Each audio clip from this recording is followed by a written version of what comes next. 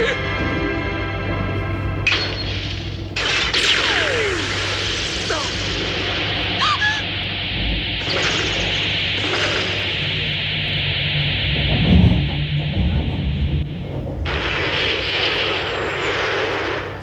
你還返俾我！你快啲令卡希兒尚未翻生，還返佢俾我！你殺咗個原本唔應該俾人殺死嘅人啊！我邊度有殺人啊？上尉佢背負住阿美利亞軍，係一個好重要嘅人嚟，佢係一個充滿現實、對人又好有出眾嘅男人嚟噶。呢個女人喺度講乜嘢啊？貝爾佢又點會做出殺人呢一種事喎？咪係咯，明明就係嗰部機衝上嚟先會咁啫嘛。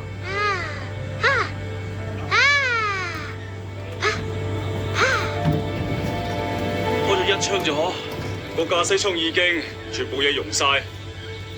貝爾利話為咗保護嗰個女仔先至會咁做，最後點解搞成咁噶？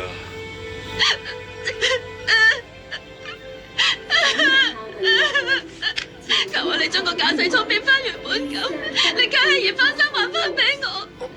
既然你有能力同卡希兒戰鬥，呢啲嘢你應該都可以做到噶。貝爾，你真係難忘。呢樣嘢我做唔到。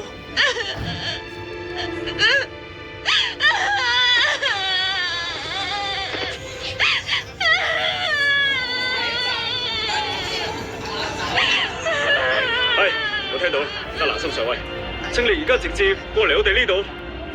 嚇，咁係邊？我咪已經同你講咗即刻嚟咯，點解就連調查部班人都嚟埋㗎？